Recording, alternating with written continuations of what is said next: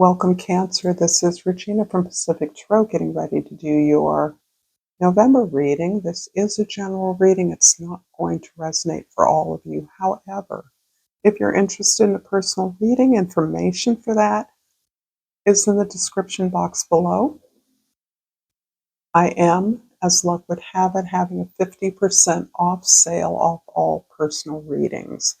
I have updated the list of prices to reflect the discount price, and I want to encourage you with the oncoming, approaching holiday season that you consider this as a gift for someone you care about. If you're interested in this, if it's something you care about, please take advantage of this offer. And I am so grateful that you're here, and I am grateful to be here.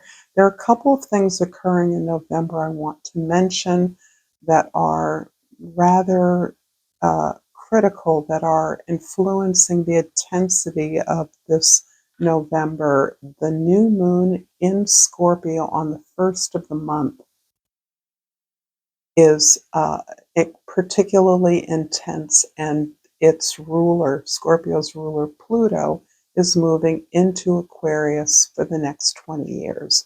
This is a huge change that is impacting us as individuals, but certainly impacting the planet in a significant way. So, having said that, let's look at what's happening for you, Cancer. Your overall energy is the Ace of Wands. This is about new growth, new opportunity, a new inspiration. You may be starting a new project. You may be traveling. You may be entering an education program or some kind of training. You may be simply learning about something that has inspired you. This is a beautiful energy of enthusiasm moving directly from your heart, pursuing a desire. In your 10th house, we have the Page of Cups. This is the house of your social identity, the way others see you. This can be the way that you impact your world, your community. And with the energy of November focusing on your creativity, this is a boon for that. This is an opening up of your heart, a softening of your space, an intentional engagement with your creative imagination so that you're open to new ways of feeling, opening up to exposure, being more vulnerable in the service of creative expression. In the first house, the way that others see you, your habitual attitude and perspective, the King of Cups, what an incredible amount of maturity, how much you've grown, how much you've learned to hold contradictory information in your heart, how you've learned to forgive others who have transgressed against you, particularly loved ones, and how you have learned to forgive yourself. This is some of the energy that you're pouring into your creative skills and desires, so that you may be building upon your wisdom, your experience, your vulnerability in order to create something, present something, move forward in a direction that gives you more access and information about this particular narrative that you are expressing. In the fourth house, the house of your home, your domestic environment, your roots. For many of you, this is talking about a huge breakthrough for you. It seems as though something that you have appreciated, understood about yourself is changing the way that the world experiences you, so that you are putting yourself at the center and allowing yourself to experience the kind of challenges and obstacles that you customarily have. And this can be particularly relevant to a physical home. You are gaining a sense of clarity about the challenges and obstacles as being part of something that you're building for the long term, something that will benefit you in the long haul. This is the breakthrough energy, I believe, of Pluto moving into Aquarius. And for those of you that are aware, I would look at the impact that's having in your individual chart, because this feels as though it is uh, actualizing a breakthrough that you have long experienced. There's some difference, some self acceptance that has been necessary in order for you to understand a particularly contentious role some of you have played in your family structure, in your extended family structure. So there's some truth telling that has been a factor of the way you may have been alienated from family members, and yet that truth is catching up with other people that this is relevant to, but also it is further liberating you to accept your difference as a part of your divine experience, part of your mission, part of your purpose, part of empowering others to accept their difference as well. This is really profound in the world I think that we're living in now, where there is so much contention about normative behaviors and culture and anything that appears outside of that. And I don't mean superficial differences. I mean critical differences in our approach, our ability, our intentions, our skill set. And in the seventh house of significant others, the King of Pentacles, I see you as being a expert in a relationship that has existed in your life for a long time. I see you as managing the caretaker, even if that isn't you, or caretaking the caretaker. That's a better way of putting it. I do see that you may be in a significant partnership with a spouse, a family member, someone who has in many ways provided for you, and now you're in a position of providing for them or taking care of them at some level. You may be simply assisting them in some critical new ways that you haven't had to assist them in the past. You're not challenging their position in the family, but you are aiding them. And in that way, you become more and more of uh, the provider in some ways. So I'm seeing your roles kind of merge.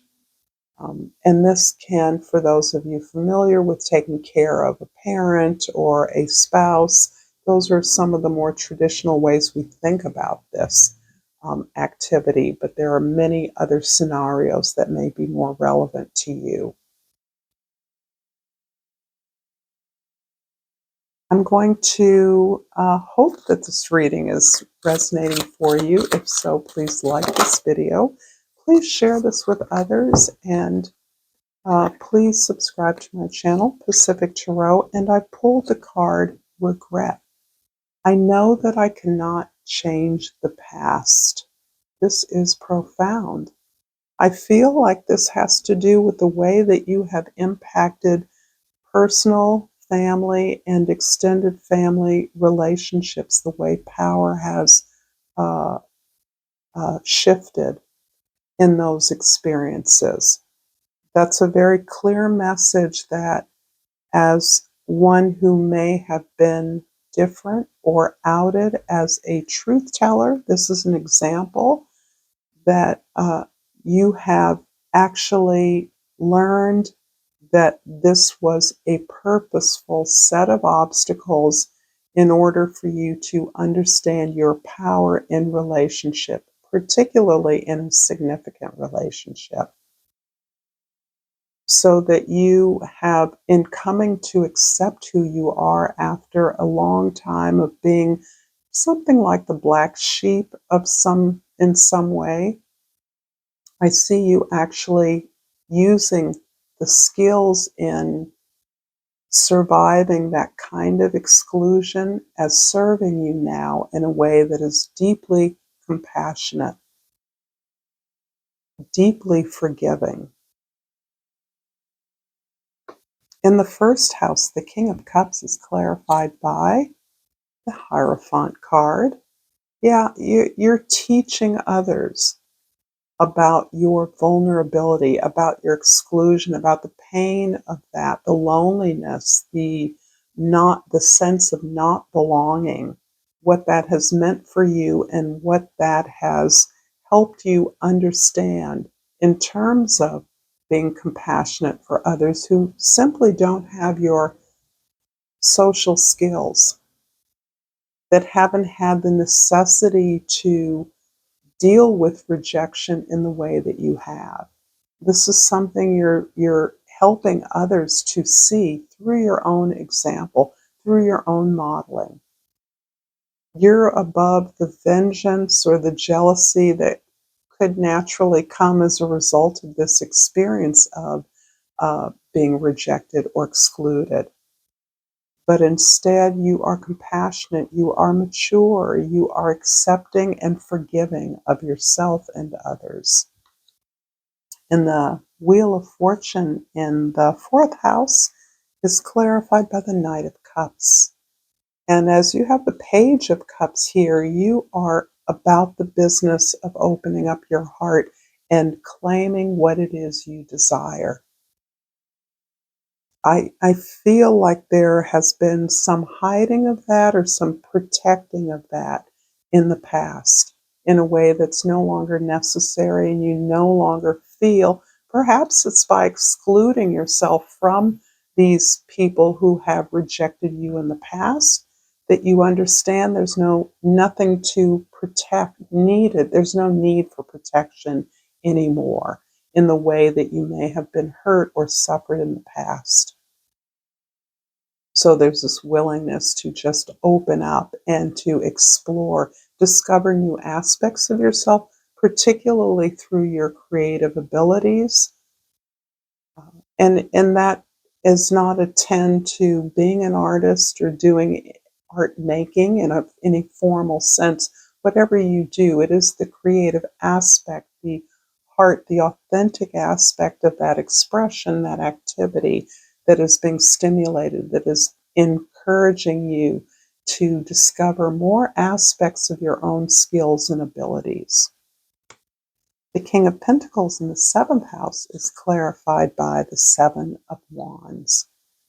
The Seven of Wands is about you saying no, you setting up some clear boundaries, of you not allowing others to have the unadulterated access that they have had in the past, for you to allow them to invade on your space in a way that you now understand has been a huge distraction from you attending to the things that you care about, that are meaningful to you, that you want to achieve.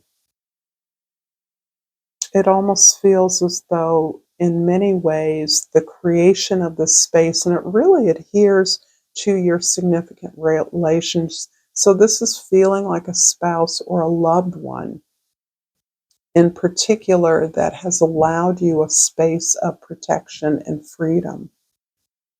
But you're learning to do this for yourself without the aid. And in fact, you may be providing this similar kind of service to a loved one for whom you're taking some particular responsibility. So, sevens are always about understanding that you're on your destined path and you have every right to pursue success and happiness. In the 10th house, the house of the Page of Cups, I should say, is clarified by the Three of Cups. This is beautiful because you are celebrating some sense of freedom in being open about your intentions and desires. You are acknowledging the tremendous support that you do have because it can seem or feel as though you've got some pretty powerful enemies or just loved ones working at cross purposes to you. And you are instead leaning into the support. This feels like support you've always had. Even if it's distant, it's in theory, it's not in your face all the time, you are making more intentional efforts to connect with that support. These are those who deeply connect with you, that allow you to be vulnerable, that allow you to offer your wisdom and concern, your incredible sensitivity, your high intuition. You're a natural healer, you're a natural carer.